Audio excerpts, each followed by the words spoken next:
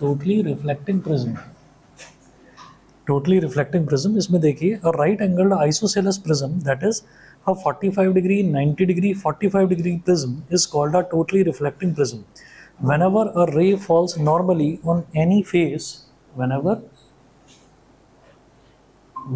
a ray falls normally on any face of such a prism, it is incident on the inside face at 45 degree, that is at an angle greater than the critical angle of glass, about 42 degree. Hence this ray is always totally internally reflected.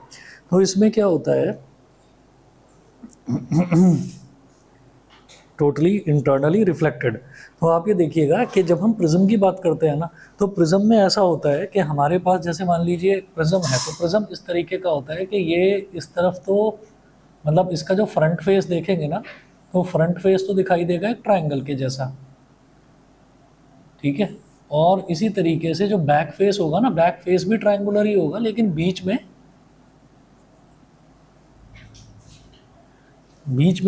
जो है वो इस तरह से खिंचा हुआ होगा जैसे कि रेक्टेंगल हो। मतलब आप समझ लीजिए कि जैसे एक सर्कल होता है ना, तो सर्कल है और सर्कल को हमने ऐसे खींच दिया, तो ऊपर भी सर्कल नीचे भी सर्कल, लेकिन बीच में पाइप है, तो वो क्या बन जाता है, सिलेंडर बन जाता है। तो ऐसे ही समझिए कि एक ही ट्राइंगल है और आगे भी ट्राइंगल पीछे भी ट्राइंगल, ट्राइंगल को ऐसे खींच दिया तो ये यहाँ पर इधर एक रेक्टेंगुलर फेस बन जाता है, एक रेक्टेंगुलर फेस इधर बन जाता है और एक रेक्टेंगुलर फेस बेस में बन जाता है। तो तीन तो इसके रेक्टेंगुलर फेसेस होते हैं और दो इसके ट्रायंगुलर फेसेस होते हैं, एक ये फर्स्ट और एक ये सेकंड। तो आप ये देखिएगा कि ये जो इसके ट्रायंगुलर फेसेस है ना, ट्रायंगुलर फेसेस में अगर जो तीन एंगल दे रखे हैं, अगर वो तीन एंगल इस तरह से हो जाएं कि एक एंगल 90 डिग्री और बाकी के दोनों एंगल 45 डिग्री, तो हम उसको बोलते हैं टोटली इंटरनली रिफ्लेक्टिंग प्रिज्म। नमस्ते। तो ये टोटली रिफ्लेक्टिंग प्रिज्म होते हैं, ठीक है। तो इसको हम बोलते हैं 45 डिग्री, 90 डिग्री, 45 डिग्री प्रिज्म। तो एक प्रिज्म जिसमें एक एंगल 45, एक एंगल 90 डिग्री, एक एंगल 45 डिग्री, अगर इस तरह का प्रिज्म होता है तो उसको हम टोटली रिफ्लेक्टिंग प्रिज्म बोल देते हैं, ठीक है। अच्छा जी, फिर इसमें ये है whenever a ray falls normally on any face of such a prism, जब भी कभी कोई रे इस तरीके के प्रिज्म पर नॉर्मली यानी कि परपेंडिकुलरली स्ट्राइक करती है, तो it is incident on the inside face at 45 degree, तो वो अंदर वाले फेस पर 45 डिग्री पर स्ट्राइक करेगी। अभी समझाऊंगा कैसे, ठीक है। और वो जो एंगल है वो ग्लास का जो क्रिटिकल एंगल होता है ना 42 डिग्री, वो ग्लास के क्रिटिकल एंगल से बड़ा होता है। और हम ये जानते हैं कि जब भी angle of incidence critical angle से बड़ा होता है, तो जब भी क्रिटिकल एंगल से बड़ा होगा एंगल ऑफ इंसिडेंस, तो उस केस में क्या हो जाएगा, उस केस में टोटल इंटरनल रिफ्लेक्शन होगा, TIR होगा, ठीक है। तो वही चीज़ है यहाँ पर, तीन अलग अलग केस देखेंगे। पहली चीज़ हमने ये देखी, टोटली रिफ्लेक्टिंग प्रिज्म में तीन एंगल जो होते हैं ना प्रिज्म के, एक 45 डिग्री, एक 90 डिग्री और एक 45 डिग्री होगा, ठीक।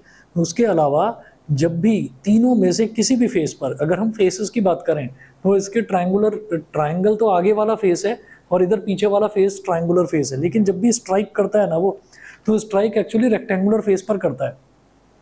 और वो इस तरीके से है, हम जब डायग्राम बनाकर देखेंगे तो आपको लगेगा कि वो ट्राइंगुलर फेस पर स्ट्राइक कर रहा है, लेकिन करता रेक्टेंगुलर पर है। मैं समझाऊंगा अभी कैसे। तो जब भी वो नॉर्मली स्ट्राइक करेगी, रे ऑफ लाइट जब भी नॉर्मली स्ट्राइक करेगी किसी भी फेस पर, तो होता क्या है कि वो जब अंदर जाती है, प्रिज्म के अंदर जाती है रे ऑफ लाइट, तो तब जब वो स्ट्राइक करती है तो वो 45 डिग्री पर स्ट्राइक करती है। 45 डिग्री क्रिटिकल एंगल होता है ग्लास का 42 डिग्री, तो क्रिटिकल एंगल से बड़ा हो गया 45 डिग्री, तो जब वो क्रिटिकल एंगल से बड़ा हो गया तो फिर टोटल इंटरनल रिफ्लेक्शन हो जाता है। तो अब आप अलग अलग केसेस देखिएगा, ये इन्होंने तीन केसेस इसमें दे रखे हैं। दीज प्रिज्म्स में बी यूज्ड इन 3 वेज, ये जो प्रिज्म होता है इनको तीन अलग अलग तरीके से यूज़ करा जा सकता है, इन 3 वेज। फर्स्ट है टू डेविएट अ रे थ्रू टू डेविएट अ रे थ्रू 90 डिग्री, एक रे को 90 डिग्री डेविएट कराने के लिए, तो देखिएगा फर्स्ट है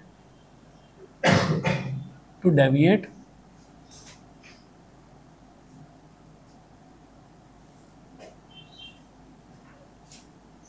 अ रे through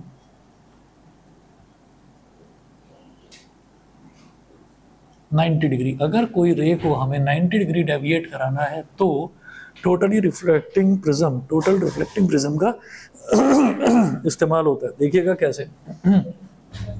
good evening. Good evening.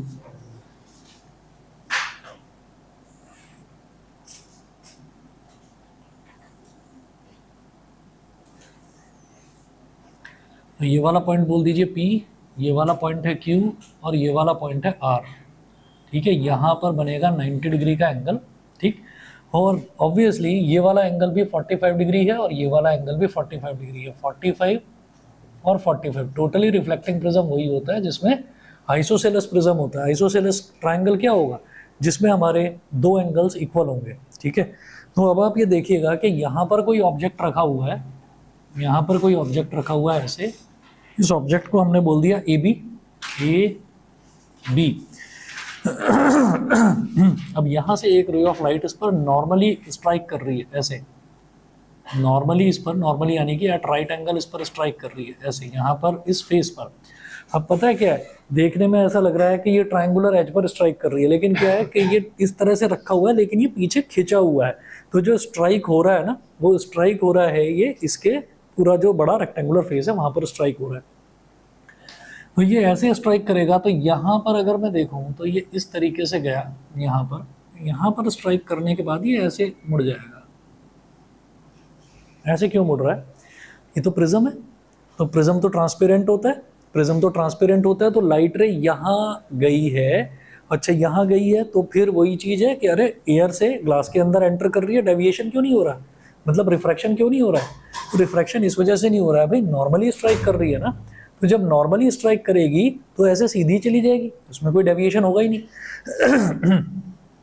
तो ऐसे एक रे ऑफ लाइट ऐसे निकलेगी। ठीक है, अच्छा जी, इसके बाद देखिएगा, इसके बाद हम ये कहेंगे कि ये वाला जो पॉइंट है ना जहाँ पर ये स्ट्राइक कर रही है, ये लाइट तो ऐसे सीधी चली गई पहली चीज।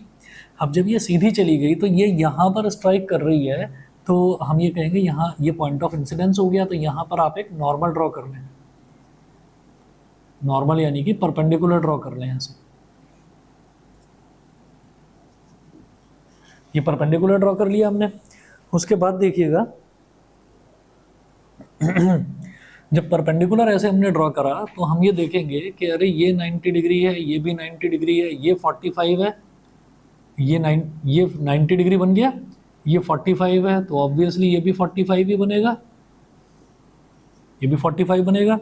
ठीक है, और उसके अलावा हम ये कहेंगे कि जब ये वाला एंगल 45 डिग्री बना है तो जो ये लाइट रे है ये ऐसे स्ट्राइक कर रही है, तो ये क्या कर रही है, ये 45 डिग्री इंसिडेंट रे जो है ये इधर तो बना रही है 45 डिग्री एंगल। तो इधर जो एंगल है ये कितना बनेगा, हम ये कहेंगे भाई ये भी 45 ही बनेगा। इसका रीज़न बताएंगे?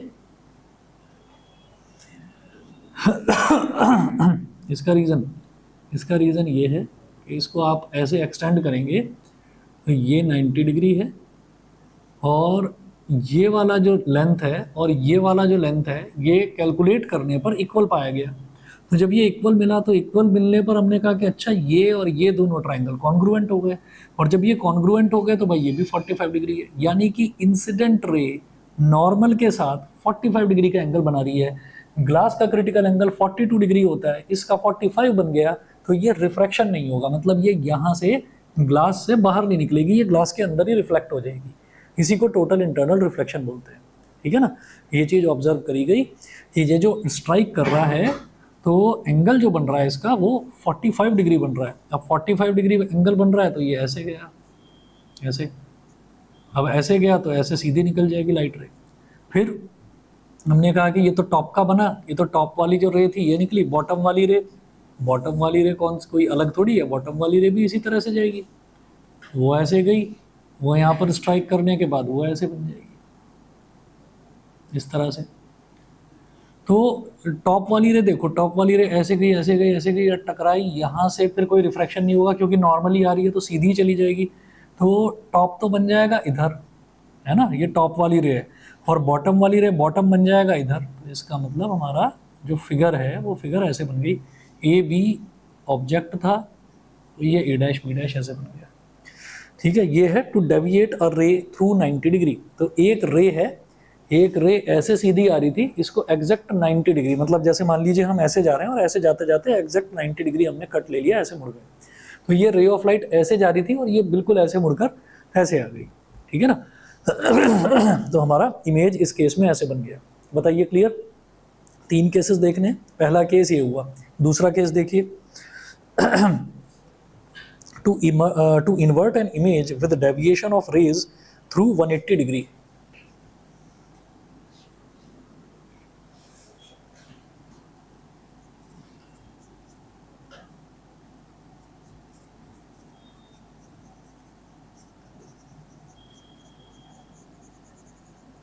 To invert an image with deviation of rays through 180 degree.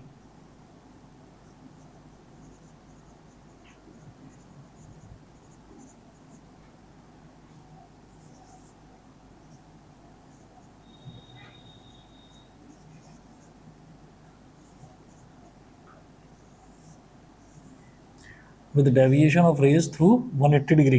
तो अब हम ये चाहते हैं कि रेज जो है वो पूरी तरीके से 180 डिग्री उसमें डेविएशन हो जाए। 180 डिग्री डेविएशन किस तरह से होगा ये देखिएगा जरा।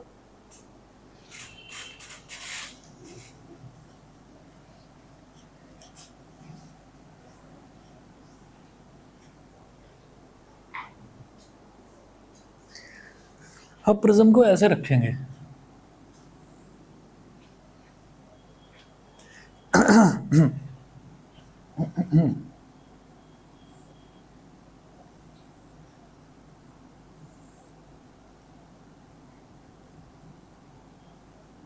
नाइन्टी डिग्री वाला है ऑब्वियसली, ये 45 और ये 45। अब क्या करेंगे, ऑब्जेक्ट इस तरफ है ए बी, तो यहां से एक लाइट रे ऐसे गई, ये ऐसे डेविएट करेगी,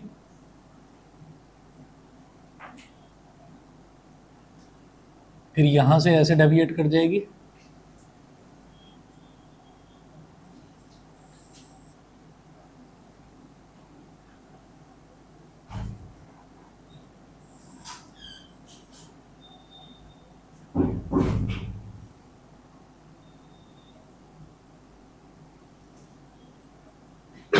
तो ये जो डेविएशन है, अब इसमें ना आपको वो चीज़ प्रूव करके नहीं दिखानी है। जैसे मैंने यहाँ पर आपको बताया कि ये वाला 45 है, ये भी 45 है, ये 45 कैसे निकला, ये 90 है, ये 45 है, तो एंगल सम प्रॉपर्टी। तो वो जो बचपन वाली चीज़ें हैं वो करके नहीं दिखानी है। आप बस ये समझ जाइएगा कि ये इस तरह से डेविएट होगा, 90 डिग्री पूरा मुड़ जाएगा, और इसी तरीके से यहाँ पर जब ये स्ट्राइक करेगा तो ये 90 डिग्री मुड़ जाएगा। तो आप ये देखिए कि जैसे ये 90 डिग्री मुड़ा यहाँ पर, तो ये कहाँ से निकल रही थी, टॉप से निकल रही थी ये वाली रे, ये टॉप से निकली, फिर यहाँ पर गई तो यहाँ तक आ गई है अल्टीमेटली। तो टॉप ना यहाँ बन जाएगा, टॉप यहाँ बन जाएगा इसका। फिर बॉटम से रे ऑफ लाइट ऐसे निकली, ऐसे स्ट्राइक करेगी, यहाँ पर आएगी और यहाँ पर स्ट्राइक करके ऐसे मुड़ जाएगी, तो इसका बॉटम यहाँ पर बन गया। तो इस तरह से जो रे हैं वो पूरी तरीके से 180 डिग्री डेविएट कर गई। ठीक है, ऐसे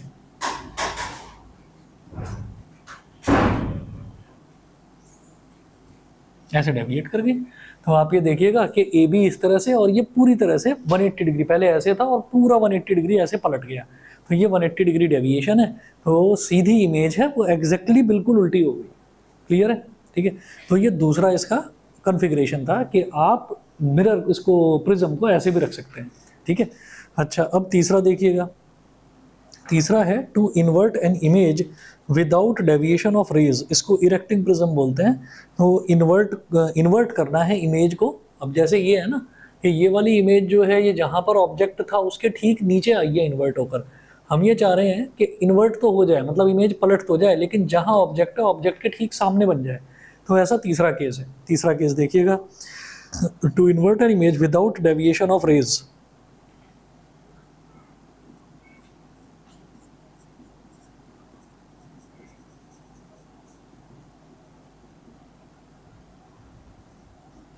to invert an image without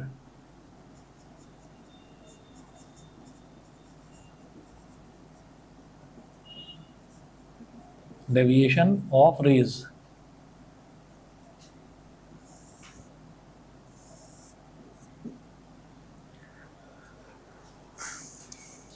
तो इसमें देखिएगा यहाँ पर क्या करना है, अब यही वाला जो है ना, यही वाला जो प्रिज्म है इसको ऐसे रख देना, मतलब 90 डिग्री वाला जो एंगल है ये ऊपर आना चाहिए ऐसे।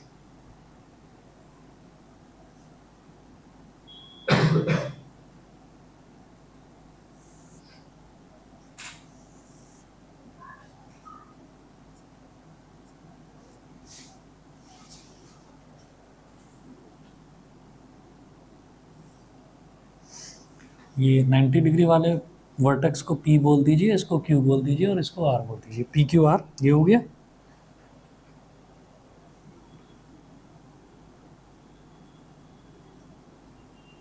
A B, अब यहां से एक रे ऑफ लाइट ऐसे आ रही है। अब इस बार जो रे ऑफ लाइट है वो प्रिज्म पर परपेंडिकुलरली स्ट्राइक नहीं कर रही है, तो मुड़ेगी, ठीक है ना। परपेंडिकुलरली स्ट्राइक, भाई देखिए परपेंडिकुलरली तो ऐसे करती है ना कि ये फेस बिल्कुल ऐसे सीधा, और यहाँ पर रे ऑफ लाइट बिल्कुल ऐसे परपेंडिकुलर पड़ती हुई दिखाई दे रही है। अभी फेस सीधा थोड़ी है, फेस तो टिल्टेड है। इस वाले केस में भी फेस सीधा था, इस बार फेस को टिल्ट कर रखा है, तो जो रे ऑफ लाइट है वो मुड़ेगी। देखिएगा कैसे।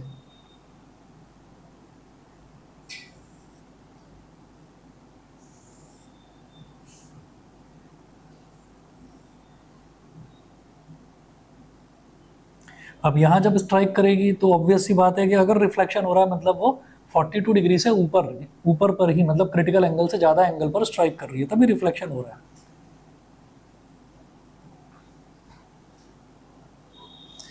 तो सबसे पहले ये टॉप वाली रे को देखेंगे, ये ऐसे आई, ऐसे मुड़ी, ऐसे मुड़ने के बाद में ये ऐसे गई, फिर ये वाली रे है ये ऐसे आई, ये दोनों पैरेलल जानी चाहिए। पहले यहाँ से लाइट रे निकाल देते हैं इसके ठीक पैरेलल, ये फिर इसके ठीक पैरेलल ये,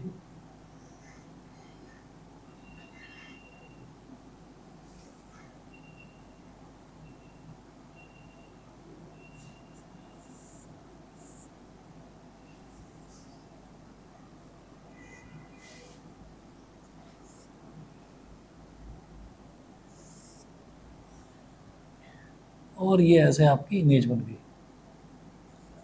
ए डैश बी डैश, ठीक है। तो ये आपको तीसरा केस याद रखना है। As shown in figure the light enters at one shorter face at an angle. इस बार जो लाइट है वो नॉर्मली एंटर नहीं कर रही है, light enters at an angle, एक एंगल पर एंटर कर रही है।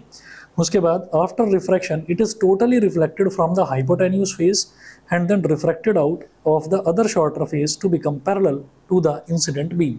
तो इंसिडेंट बीम के पैरेलल हो जाएगी। The rays do not suffer any deviation, only their order is reversed. तो रेज में और किसी तरीके का कोई डेविएशन नहीं होगा, बस उनका जो ऑर्डर है वो रिवर्स हो जाएगा। मतलब यहाँ पर जो ऊपर से जो रे आ रही थी वो नीचे जाकर और ऐसे जाकर और इंसिडेंट रे के ही पैरेलल हो जाएगी, लेकिन नीचे की तरफ। और जो नीचे वाली रे है वो ऐसे जाकर ऐसे मुड़ेगी, लेकिन बाहर जब निकलेगी तो खुद के ही पैरेलल हो जाएगी, लेकिन ऊपर की तरफ। तो यानी कि उनका ऑर्डर रिवर्स हो गया। इस वजह से हमारी जो इमेज है वो इमेज उल्टी हो गई, ठीक है ना, ए डैश बी डैश, लेकिन बनेगी बिल्कुल ठीक सामने ही उसके, ठीक। इसीलिए इसको इरेक्टिंग प्रिज्म बोल देते हैं। याद रखना इरेक्टिंग प्रिज्म का मतलब ये नहीं है कि वो आपको एक इरेक्ट इमेज दे देगा। इरेक्ट इमेज का मतलब सीधी इमेज दे देगा। इमेज जो है ना, इमेज तो आपकी उल्टी ही मिलेगी, लेकिन बनेगी उसी सीधी लाइन में जिस लाइन में आपका ऑब्जेक्ट रखा हुआ था, ऐसे है, ठीक है। आगे चलते हैं। The raise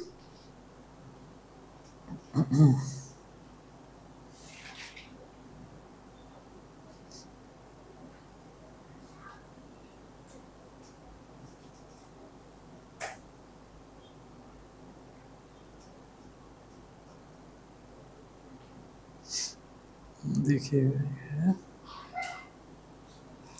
the rays do not suffer any deviation, only their order is reversed. The incident ray which is on the top emerges from the bottom of the prism. Such prisms are called erecting prisms and are used in binoculars and in projection lanterns.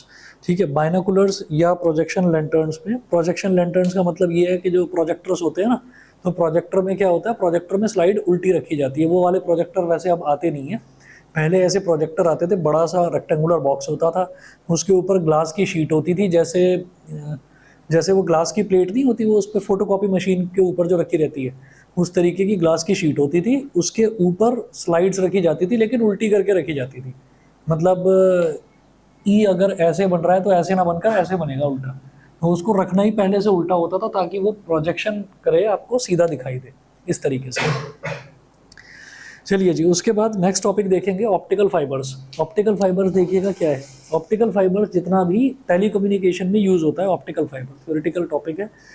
N optical fibre is a hair thin long strand of quality glass और quartz surrounded by a glass coating of slightly lower refractive index. तो optical fibre is a hair thin long strand of quality glass और quartz surrounded by a glass coating of slightly lower refractive index.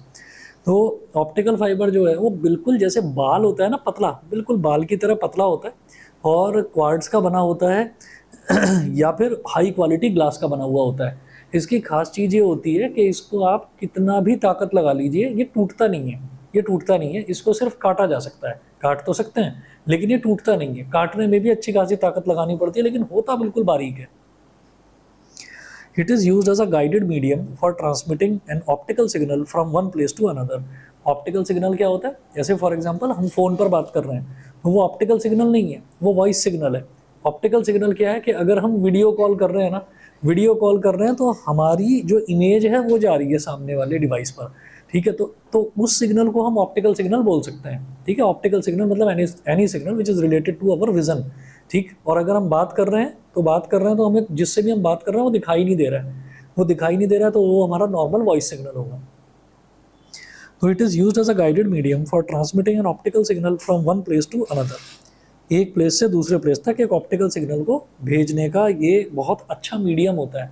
और इसको अच्छा medium इस वजह से भी कहा जाता है कि एक बार अगर ये इंस्टॉल कर दिया जाए तो इसकी एज बताते हैं कि मिलियंस ऑफ ईयर्स है। हालांकि जब से ये बना है तब से मिलियन ईयर्स तो अभी तक हुए नहीं है, लेकिन प्रोजेक्ट करा गया है कि हाँ इसकी मिलियंस ऑफ ईयर्स एज है, ये कभी गलेगा नहीं, ये कभी ख़राब नहीं होगा, कभी ऐसा नहीं होगा।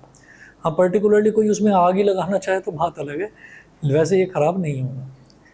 अच्छा जी, अब इसके बाद आप ये देखेंगे कि इसका ना एक डायग्राम है, ये डायग्राम याद करना होगा आपको क्योंकि पूछ लिया जाता है। जो बच्चे अभी बाद में आए थे ना, वो नोट्स ले जाना मेरे से, मैंने ईएमआई के और ऑल्टरनेटिंग करंट के नोट्स दिए हैं, तो वो ले जाना। और रे ऑप्टिक्स के नोट्स जब मैं आपको दूंगा ना, तो इनमें नोट्स में मैं आपको ना जो भी टॉपिक है उन उस टॉपिक पर, हर एक टॉपिक पर क्वेश्चन कैसा बन सकता है वो क्वेश्चन एक बार नोट करवा दूंगा, ठीक है ना। तो प्रिपरेशन में आसानी होगी। जैसे ईएमआई में तुम्हें करवाया था ना, वैसे ही क्वेश्चंस जो हैं, क्वेश्चंस का पता होना ज़रूरी है। तो पहले देखिएगा इसका जो डायग्राम है, मैं पेज नंबर 36 पर हूँ।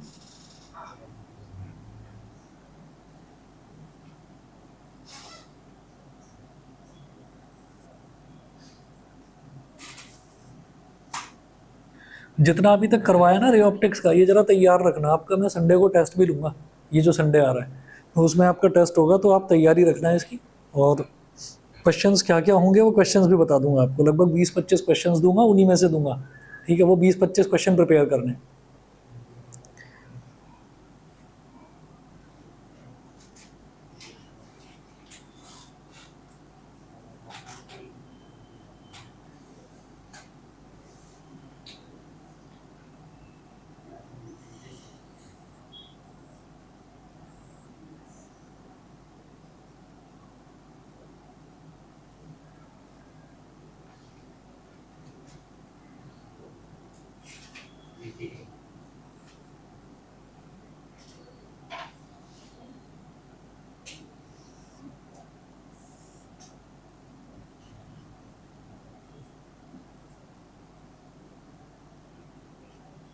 मतलब ये आगे बहुत बड़ा हो सकता है, तो हमने इसका एक सेक्शन दिखा दिया, बस काट कर दिखा दिया इतना यहाँ तक।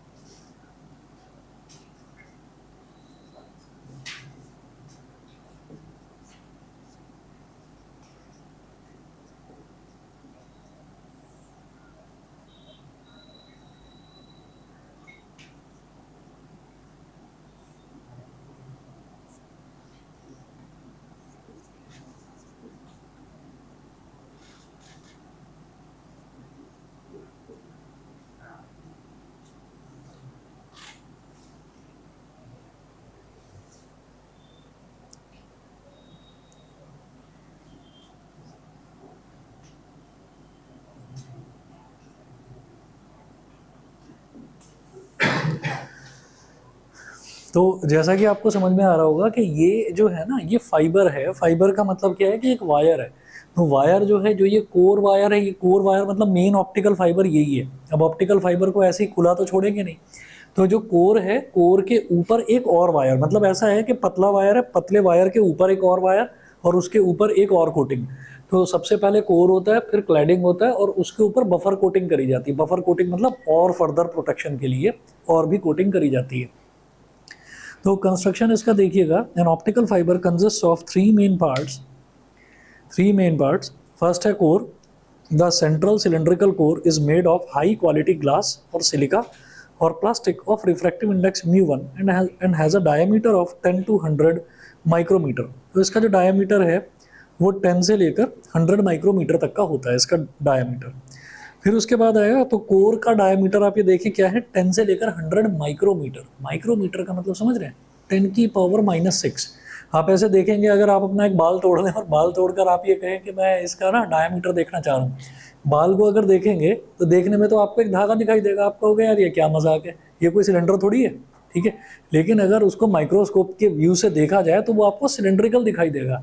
और सिलेंड्रिकल दिखाई देगा तो वही जैसे अरे वो जो अलग अलग तरीके के शैम्पू के ऐड आते हैं ना, उसमें दिखाते हैं कि पहले मेरे बाल बड़े रूखे और बेजान थे, फिर मेरे पास ये वाला शैम्पू आया, और फिर दिखाते हैं वो टूटे हुए हैं बाल अलग अलग जगह से, फिर वो जुड़ते चलेगा और लहरा रहे हैं फिर बाल हवा में, है ना। तो वो जो इतना मोटा मोटा जो बाल दिखाते हैं, ठीक है, वो क्या है, वो माइक्रोस्कोपिक व्यू है। हालांकि वो तो बना रखा है, ग्राफिकली बना रखा है। तो आप ये देखिए कि वो जो चीज़ है वो सिलेंड्रिकल होता है। एक्चुअली बाल जो है या कोई भी धागा है वो सिलेंड्रिकल होता है। तो सिलेंडर को अगर उसको धागे को ही आप मैग्नीफाई कर करके देखते जाएंगे तो वो सिलेंड्रिकल है, तो उसका डायामीटर बहुत छोटा होगा। तो 10 से लेकर 100 माइक्रोमीटर, माइक्रोमीटर मतलब 10⁻⁶। तो आप समझ लोगे कितना छोटा होगा। तो ऐसा बिल्कुल बाल के जैसा होता है ये कोर। और ये ना आप देख भी सकते हैं, अगर कभी घर पर जैसे वाईफाई लगा हुआ हो तो इंटरनेट की जो वायर आती है, इंटरनेट की वायर अपने आप में बड़ी पतली वायर होती है। वो जो पतली वायर है वो पता है क्या है, वो ये है बफर कोटिंग, जिसको हमने इतना चौड़ा ऐसे दिखा रखा है, ठीक है, वो बफर कोटिंग है। उसके अंदर क्लैडिंग है, उस क्लैडिंग के अंदर भी कोर है, ठीक। तो आप सोचिए कि कोर जो है जिसके थ्रू सिग्नल आ रहा है वो कितना बारीक वायर है, ठीक। अच्छा जी, उसके बाद देखते हैं cladding. The core is surrounded by a glass और plastic jacket of refractive index μ2 is less than μ1, ठीक है। तो इसका रिफ्रैक्टिव इंडेक्स ज़्यादा है, इसका रिफ्रैक्टिव इंडेक्स कम है, लिखा है ना μ2, इसका रिफ्रैक्टिव इंडेक्स μ1 है, इसका रिफ्रैक्टिव इंडेक्स सॉरी इसका μ1 है और इसका μ2 है। और μ1 जो है वो ज़्यादा है। ज़्यादा का मतलब क्या है, ये डेंसर मीडियम, और इसका कम है तो इसका मतलब ये रेयरर मीडियम। भाई μ2 छोटा है ना, तो ये रेयरर मीडियम मतलब सिग्नल जो है वो जब डेंसर से रेयरर में जाएगा तभी तो टोटल इंटरनल रिफ्लेक्शन होता है। टोटल इंटरनल रिफ्लेक्शन की कंडीशन ही ये है कि सिग्नल जो है वो आपका डेंसर से रेयरर मीडियम में जाना चाहिए, ठीक है। The core is surrounded by a glass और plastic jacket of refractive index μ2 is less than μ1। In a typical optical fiber, the refractive indices of core and cladding may be 1.52 and 1.48 respectively. तो जो ये core है, core का refractive index 1.52 होगा और cladding का refractive index 1.48 होगा। ठीक, उसके बाद थर्ड है बफर कोटिंग। बफर कोटिंग क्या है? बफर कहते हैं ना कि भाई ये बफर का मतलब ये होता है कि आपने स्टैंड बाई में कुछ प्रोटेक्शन के लिए और चीज़ यूज़ कर रखी है, तो बफर कोटिंग। तो for providing safety and strength the core cladding of optical fibres is enclosed in a plastic jacket. उसको प्लास्टिक जैकेट के अंदर फर्दर एनक्लोज करके रखा जाता है। उसके बाद देखें propagation of light through an optical fibre. ये डायग्राम एज इट इज़ याद करना इसका। तो इसमें क्या दिखा रखा है, बस ये बता रखा है कि ऑप्टिकल फाइबर के अंदर जब सिग्नल ट्रैवल करता है ना, तो वो टोटली इंटरनली रिफ्लेक्ट होता है। कैसे होगा?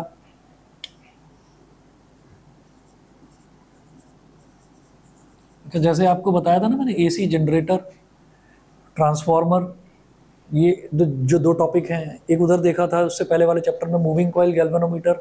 ये जो टॉपिक्स हैं ना, ये मतलब पूरे प्योर थ्योरेटिकल टॉपिक हैं, इनको मत छोड़ जाना, क्योंकि इनको जब बच्चा करके आता है ना तो उसको पूरा कन्फर्म रहता है कि हाँ भाई ये मैंने करा है, इसमें तो मेरे नंबर पूरे आने हैं। तो ये भी उन्हीं में से एक है, ऑप्टिकल फाइबर। इससे पहले वाला भी टोटल रिफ्लेक्टिंग प्रिज्म। तो propagation of light through an optical fibre.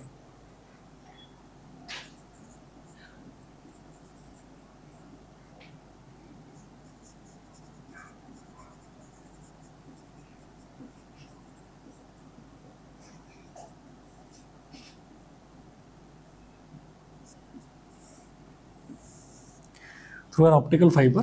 तो अब हमने क्या करा कि हम ना इसी चीज़ को, कोर और क्लैडिंग का जो इंटरफेस है, इंटरफेस मतलब जो बाउंड्री है, उसी को थोड़ा सा मैग्नीफाई करके देख रहे हैं।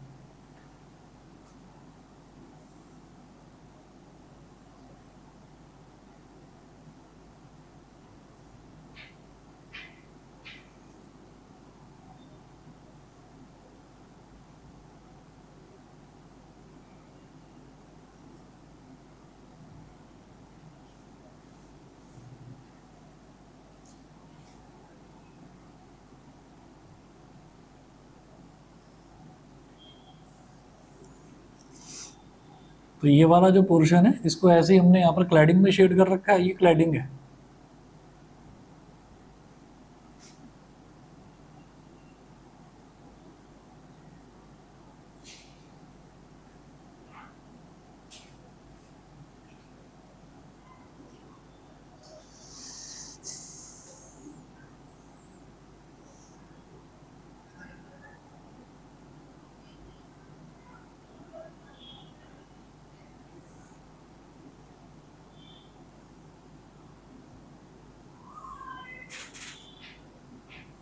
मैं क्या दिखा रहा हूँ? ये मैं टोटल इंटरनल रिफ्लेक्शन दिखा रहा हूँ। लाइट, जितनी भी लाइट रेज है, ऑप्टिकल सिग्नल आएगा ना, ऑप्टिकल सिग्नल मतलब anything which is related to our vision, optical signal. तो ऑप्टिकल सिग्नल जितना भी आएगा यहाँ से, कोर से, वो कोशिश करेगा कि मैं क्लैडिंग की तरफ जाऊँ, क्योंकि मीडियम चेंज हो रहा है, मैं जाऊँ, लेकिन वो जाने ही नहीं देगा। क्यों? क्योंकि इसका रिफ्रैक्टिव इंडेक्स ज़्यादा है, ये डेंसर है और ये रेयरर है, वो जाएगा ही नहीं। ठीक है। मोरोवर जो एंगल होगा उसका, वो क्रिटिकल एंगल से ज़्यादा पर स्ट्राइक करेगा। तो जब ज़्यादा पर स्ट्राइक करता रहेगा तो गया, टकराया, फिर वापस आया, गया, टकराया, फिर वापस आया, गया, टकराया, फिर वापस आया। इसका मतलब ये जो इंटरनेट में यूज़ किया जाता है ना ऑप्टिकल फाइबर, इसमें जो लॉस होता है ना, सिग्नल का लॉस होता है, वो 0% होता है, होता ही नहीं है, लॉस होता ही नहीं है। तो अब आप ये देखिए कि जब भी कभी कोई भी चीज़ ट्रांसमिट करी जाती है, तो जैसे ट्रांसमिट करी गई, आपने देखा है कई सारे चैनल्स ऐसे हैं उस पर लाइव स्ट्रीमिंग चलती है। तो लाइव स्ट्रीमिंग जो चलती है ना, उसमें हमने ये देखा कि अगर हमने जो बैंडविड्थ परचेज कर रखी है, वो बैंडविड्थ ही हमने लो परचेज कर रखी है। ठीक है, तब, और वो भी खेल जो है ना, वो भी खेल इन्होंने जो ये आपकी टेलीकॉम कंपनीज है, इन्होंने कर रखा है। नहीं तो जो डेवलप्ड नेशंस हैं, डेवलप्ड नेशंस में ये कोई बिजनेस ही नहीं है कि इतना MBPS लोगे तो उसका इतना पैसा देना है, इतना MBPS लोगे तो उसका इतना पैसा देना है। जितना अपलोड करा जाता है, बिल्कुल उसी स्पीड से चीज़ें जो हैं वो डाउनलोड भी होती हैं। और धीरे धीरे आने वाले टाइम में, अभी आप लोग सभी शायद 4G यूज़ कर रहे होंगे, धीरे धीरे जब 5G और 6G जनरेशन आएगा, तो तब आप देखेंगे कि वो सारी चीज़ें ख़त्म ही हो जाएंगी। जितनी भी हाई क्वालिटी की वीडियो जो है वो लाइव स्ट्रीम करी जाएगी, उतनी ही आप आराम से देख भी पाओगे। ऐसा होता है। तो इसमें सिग्नल का लॉस होता ही नहीं है जरा सा भी, जैसा अपलोड करा वैसा ही डाउनलोड होता है।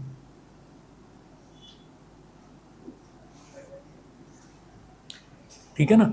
अब पता नहीं आपको पहले का ध्यान होगा या नहीं होगा, पहले फ़ोन जब हम मान लीजिए दिल्ली से मेरठ भी जा रहे हैं तो कोई ज़्यादा दूरी थोड़ी है, तो गाज़ियाबाद से मेरठ भी जा रहे हैं तो भी क्या होता था, रोमिंग लगती थी। रोमिंग जानते हैं क्या होता है? चलो एक दो बच्चों को ही पता है बस। रोमिंग होता था, उसमें ये होता था कि रोमिंग का पैक एक और डलवाना है। तो उसमें क्या होता था कि फ़ोन उठाया, भाई मेरी रोमिंग लग रही है, मैं बाद में बात करूंगा, बस फ़ोन काट दिया। क्यों? जो कॉल कर रहा है उसका भी पैसा लग रहा है और जो रिसीव कर रहा है उसका भी पैसा लग रहा है और सेम अमाउंट लग रहा है और अच्छा खासा कॉल रेट होता था। तो फिर धीरे धीरे वो चीज़ खत्म हुई, तो धीरे धीरे जो ये स्ट्रीमिंग की जो प्रॉब्लम है अभी जो है, अभी तो है, अभी उतना स्मूथ नहीं है स्ट्रीमिंग, वो धीरे धीरे वो भी खत्म हो जाएगी। चलिए जी, तो as shown in figure this, when light is incident on one end of the fiber at a small angle, it goes inside and suffers repeated total internal reflections because the angle of incidence is greater than the critical angle of the fiber material with respect to its outer coating. As there is no loss of intensity in TIR, तो TIR में intensity का कोई loss नहीं होता.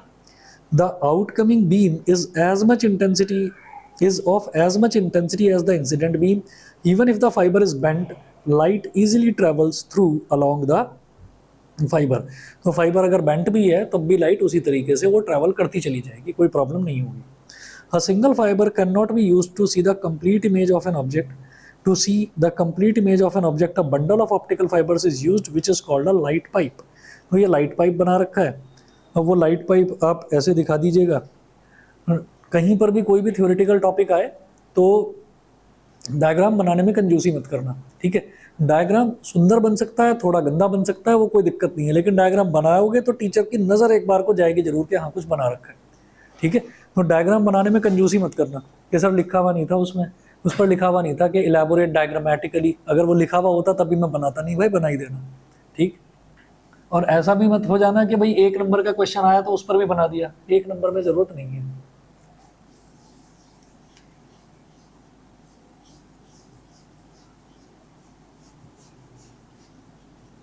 तो इस चीज़ को याद रहे, ये चीज़ याद रहे कि जो टीचर है ना, टीचर आपकी आंसर शीट पर रुके, क्योंकि कई बार बच्चे जो हैं प्रिपरेशन बहुत अच्छी होती है और टीचर रुकता नहीं है आंसर शीट पर, भागता चला जाता है, खट खट खट खट करता चला जाएगा वो, और फिर आपको ये लगेगा कि यार मेहनत तो मैंने बहुत करी थी, नंबर उतने आए नहीं है। तो नंबर लेना एक अलग तरीके की आर्ट है, ध्यान रखना, वो उसमें साइंस नहीं चलती। तो वहाँ पर ध्यान रखिएगा कि जहाँ पर भी जो भी मतलब रिप्रेजेंटेशन ऐसा होना चाहिए कि वो रुके, टीचर आपकी शीट पर रुके। फॉर एग्जांपल अगर आपको सुबह न्यूज़पेपर पढ़ने की आदत है और आपको कोई न्यूज़पेपर दे दे तो, और न्यूज़पेपर में एक भी फ़ोटो ना हो, आप रुकोगे नहीं उस पर, तो ये क्या बकवास न्यूज़पेपर है। वहीं कोई ऐसा न्यूज़पेपर रखा हुआ हो, उस पर अगर मान लीजिए किसी लीडर ने कोई कुछ बोला है, ठीक है, कोई पॉलिटिकल न्यूज़ है, किसी लीडर ने कुछ बोला है, वो लीडर माइक लेकर ही खड़ा हुआ है, चलो ठीक है, नज़र रुकी उस पर, ठीक है। आगे एक ऐड लिखा हुआ है, उस ऐड पर ये आया, अब आपको मान लीजिए किसी अच्छे मोबाइल फ़ोन की ज़रूरत है, उस पर लिखा हुआ है कि सैमसंग मॉडल दिस है ना, दिस, और बहुत अच्छा मोबाइल फ़ोन है, इसमें ये फीचर्स हैं, उस पर मोबाइल फ़ोन की फ़ोटो ही नहीं बनी हुई है, तो आप रुकोगे नहीं कि यार क्या कुछ इन्फॉर्मेशन मिल नहीं रही है इससे, चलो यार भागो दूसरा उठाओ। तो यही जो नेचर है, ये नेचर टीचर की भी रहती है जब वो कॉपी चेक करता है और उसमें थोड़ी सी हैंड राइटिंग अगर अच्छी हो तो वाह क्या कहना, ठीक है। चलिए जी आगे देखते हैं। और सभी बच्चों को मैं शायद पहले भी बताया था, दोबारा बता देता हूँ, न्यूमेरिकल्स की टेंशन लेना मत, एक बार जरा रे ऑप्टिक्स निपट जाए तो आपका न्यूमेरिकल्स का डर निकाल दूंगा सबका, सारे ही चैप्टर्स के न्यूमेरिकल कर लेंगे, फिर हम एक के बाद एक करेंगे, ठीक है। तो न्यूमेरिकल्स की टेंशन मत लेना। जो मैं नोट्स आपको दे रहा हूँ ना, ये नोट्स ऐसा नहीं होना चाहिए कि मैं तो न्यूमेरिकल प्रैक्टिस करा रहा हूँ कि सर वो नहीं, मैं अभी जरा वही प्रिपेयर कर रहा था जरा, तो थ्योरी अपनी निपटाते चलो, न्यूमेरिकल्स को तो खींच लेंगे, कोई प्रॉब्लम नहीं है। और जब न्यूमेरिकल्स करेंगे ना तो आपको लगेगा कि न्यूमेरिकल ही सबसे ज़्यादा आसान पोर्शन है इसका, क्योंकि जो फॉर्मूले हैं, फॉर्मूले अगर आप देखोगे ना, चैप्टर कोई दिखाई देता है ड्रैगन जितना बड़ा दिखाई देगा, और जब आप फॉर्मूले देखोगे ना, और फॉर्मूले की अगर आपने शीट बना ली तो आप ये देखोगे कि फॉर्मूले, अरे यार चैप्टर तो बहुत बड़ा था, फॉर्मूले 6 ही है इसमें बस, और वो भी इंटर रिलेटेड है आपस में। फिर अगला चैप्टर उठोगे, बड़े बड़े चैप्टर्स की बात कर रहा हूँ, जैसे करंट इलेक्ट्रिसिटी हो गया, उसमें कोई बहुत ज़्यादा फॉर्मूले नहीं है, तो V is equal to I R बचपन से पढ़ते आ रहे हो, ठीक है ना, एक I is equal to n A V D है, वो पढ़ते आ रहे हो, एक मोबिलिटी वाला फॉर्मूला है, ठीक है, एक आपका J is equal to sigma E है, ठीक, एक आपका E is equal to minus d v by d r है। अगर आप इनको देखोगे ना, काउंट करोगे, एक जगह लिखोगे, आपको लगेगा यार तो 5-6 फॉर्मूले थे, वो स्ट्रेस पूरा दिए रहते हैं वो, अरे भाई पता नहीं क्या पूछ लेंगे, तो उनको एक जगह लिख कर लेंगे। तो जो थ्योरेटिकल पोर्शन है वो जरा मजबूत करके रखिए आप। चलो जी, एक डायग्राम इसका ये बन जाएगा।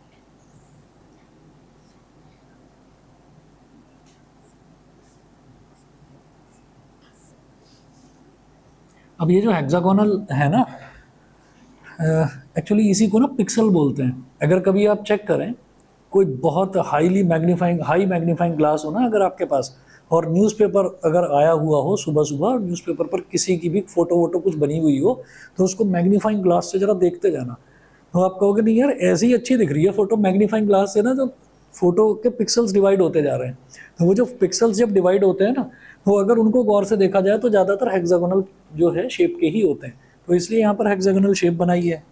और यहाँ पर कहा कि इधर से अगर अल्फ़ाबेट ए ये ट्रांसमिट कराया है, ये dot dot dot dot dot dot, ये जो सर्कल छोटे छोटे बना रखे हैं ना, ये सर्कल छोटे छोटे ये हैं कि ए के आसपास की कोई फिगर, ए के आसपास की कोई इमेज, लेकिन हमें ए ही देखना है, तो हमने ए दिखा दिया और यहाँ से ट्रांसमिट करी, और ट्रांसमिट करी तो यहाँ पर रिसीव हो गई।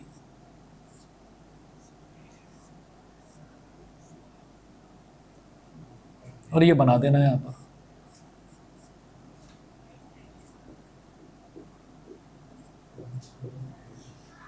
ठीक है, तो क्योंकि आप साइंस वाले स्टूडेंट्स हैं तो आपका दिमाग थोड़ा सा साइंस वाला हो चुका है, हर चीज़ में सोचते बहुत ज़्यादा है, तो फिर अचानक से इसमें यार ये क्या मजाक है ना, ये क्या, ये इसको बनाने से क्या होगा भाई, होगा होगा। जहाँ जहाँ नोट्स में जो जो फिगर बना रखी है वो फिगर जरूर छाप कर आना पेपर में, याद रखना। ठीक है, चलिए जी आगे चलते हैं। एप्लीकेशंस देखिए ऑप्टिकल फाइबर्स की। पहला है as a light pipe optical fibres are used in medical and optical examination. तो मेडिकल एग्जामिनेशन में, ऑप्टिकल एग्जामिनेशन में बहुत ज़्यादा जरूरी होता है। ठीक है, लाइट पाइप है और साइज कुछ नहीं है। आपने एक शब्द सुना होगा एंडोस्कोपी। एंडोस्कोपी ये होता है कि अल्ट्रासाउंड कर लिया तब भी समझ में नहीं आ रहा पेट में दर्द क्यों हो रहा है, ठीक है, और एक्सरे, पहले तो एक्सरे हुआ फिर अल्ट्रासाउंड हुआ, सब कुछ हो गया, समझ में ही नहीं आ रहा। अब डॉक्टर कहता है कि भाई अब तो थोड़ा सा पेनफुल है लेकिन एंडोस्कोपी करनी पड़ेगी। ठीक है, तो उसमें क्या करते हैं, उसमें आपकी जो टंग है ना, ये जीभ जो है, इस पर क्या करते हैं, इस पर पट्टी बांध दी जाती है। पट्टी बांधकर इसको जीभ को थोड़ा खींचा जाता है और उसको टेप से ऐसे चिपका दिया जाता है, यहाँ पर काली माई की तरह जीभ निकल जाती है। और उसके बाद पतला सा जो ये ऑप्टिकल फाइबर है, इस ऑप्टिकल फाइबर के आगे बहुत छोटा सा कैमरा लगा रहता है और उसको गले के अंदर धीरे धीरे धीरे धीरे डालते जाते हैं और आपको पता चलता जाता है कि हाँ भाई कुछ हो रहा है। ठीक, और जब अंदर जाता है फिर वो कहते हैं हाँ हाँ हाँ, देखते जाएंगे पूरा फूड पाइप से पहुंच जाएंगे स्टमक में, फिर कहेंगे अच्छा ये प्रॉब्लम है, स्टमक में ये प्रॉब्लम है। तो ये चीज़ होती है, और कहीं नहीं पहुंच सकते, ये सिर्फ पेट को देखने के लिए होता है। क्यों? क्योंकि क्या है कि जब यहाँ से जाएगा, फूड पाइप से जाएगा, तो फूड पाइप का कनेक्शन सीधा स्टमक से होता है। ठीक है ना, स्टमक आगे आपका जो ये क्या कहते हैं स्मॉल इंटेस्टाइन जो होता है, स्मॉल इंटेस्टाइन, लिवर, इनसे सबसे कनेक्टेड होता है, लेकिन उसके आगे जाने का अभी तक तो रास्ता है नहीं। और मेडिकल साइंस में कुछ और एडवांस चीज़ आ गई हो तो मैं जानता नहीं, लेकिन एंडोस्कोपी ऐसे ही होती है। तो एंडोस्कोपी में थोड़ा सा बस वो दर्द इसी चीज़ का होता है कि वो जो जीभ लटकी पड़ी है, फिर उसके बाद 2-3 दिनों तक जो है, मैं करवा चुका हूँ इसलिए बोल रहा हूँ, 2-3 दिनों तक यहाँ पर जीभ में अंदर दर्द होता रहता है, 2-3 दिन बाद फिर ठीक हो जाता है। और जब वो ऑप्टिकल फाइबर जाता है ना अंदर, तब गुदगुदी होती रहती है बस, और बस हंसी को कंट्रोल करना होता है क्योंकि लगता है कि कोई कुछ कर रहा है। ठीक है, वो अंदर अंदर अंदर अंदर ऐसे चलता चला जाता है।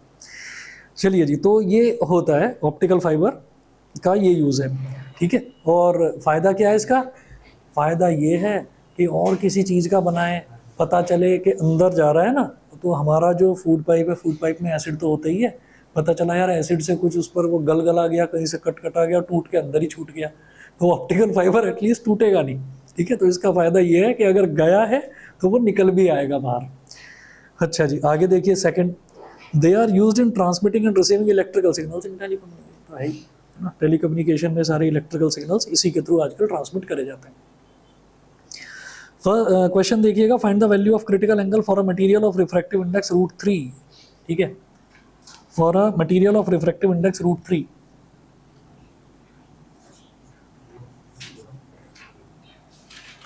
तो क्रिटिकल एंगल बताना है IC।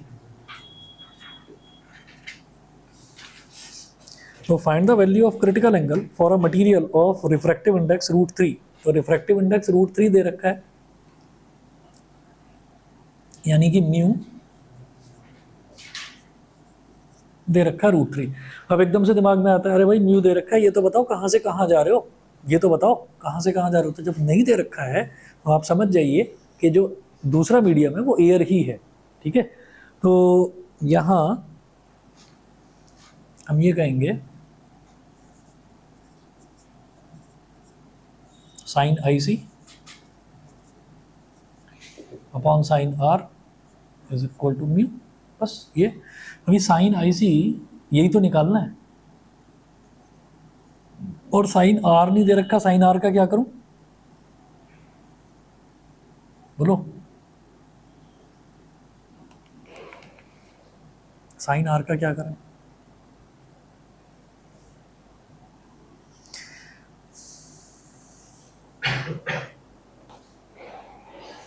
एक मटेरियल है, उसका रिफ्रैक्टिव इंडेक्स √3 दे रखा है। तो जब उसका रिफ्रैक्टिव इंडेक्स √3 दे रखा है तो ये नहीं बता रखा है कि 1 म्यू 2 है या क्या है। तो हम क्या मानते हैं, जब भी रिफ्रैक्टिव इंडेक्स दे रखा है तो इसका मतलब ये है A म्यू, और जो भी है, जो भी मटेरियल है उसको M बोल दो, M फॉर दैट मटेरियल, ये हो गया। अब इसके लिए हमने ये बोला था कि इसको A म्यू M है जैसे हमारे पास, तो इसको क्या कहेंगे,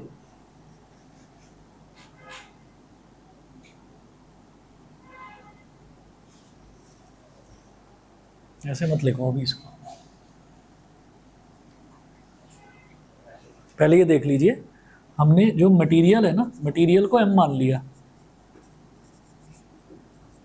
तो जो म्यू √3 दे रखा है तो म्यू को क्या बोलेंगे, A म्यू M, ये हो गया √3। अब जब क्रिटिकल एंगल की बात होती है तो क्रिटिकल एंगल का मतलब ये है कि जो लाइट रे है ना वो डेंसर मीडियम से रेयर मीडियम में जाएगी, यानी कि एयर से और उस मटेरियल में एंटर नहीं कर रही है, मटेरियल से एयर में जा रही है। तो इसको उल्टा कर दो, M म्यू A, तो ये क्या हो जाएगा 1/√3। यहाँ तक समझ गए, ठीक है। अच्छा, फिर होता है साइन I, तो I ना करके इस बार बोलेंगे sine IC upon sine R is equal to M mu A, ठीक है। बता तो दो मेरे को R क्या लूंगा, अरे भाई कोई तो बता दो, क्रिटिकल एंगल बोल रहा हूं बार बार, R क्या लूंगा।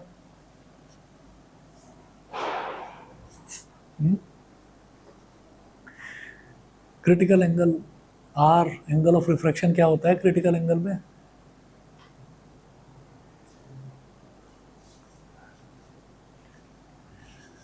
अरे प्रभु, साइन IC अपॉन साइन 90। भाई क्रिटिकल एंगल वो एंगल होता है जिसके लिए एंगल ऑफ रिफ्रैक्शन 90 डिग्री होता है, ठीक है। बहुत बेसिक सी चीज़ पूछ रहा हूँ, सारे ऐसे बैठ रहे हो जैसे पता नहीं मैंने कितना मुश्किल, 1/√3, ठीक है। और साइन 90 डिग्री क्या हो गया 1, तो साइन IC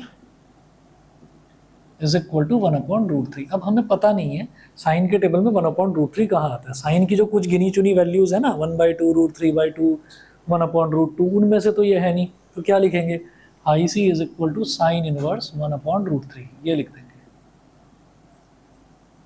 साइन इनवर्स 1/√3, ये हो गया क्रिटिकल एंगल, ठीक है। आगे के न्यूमेरिकल्स फिर नेक्स्ट क्लास में देखते हैं, आज इतना ही कर लीजिए और थोड़ा ना रिवाइज करते रहिए आप। मैं संडे को जहाँ तक भी करा दूंगा ना, फ्राइडे वाली क्लास तक जहाँ तक भी करा दूंगा वो मैं संडे को टेस्ट में लूँगा, ठीक है। और जो बच्चे अभी EMI के और इसके नोट्स ना मिले हो वो अभी ले जाना हार्ड कॉपी।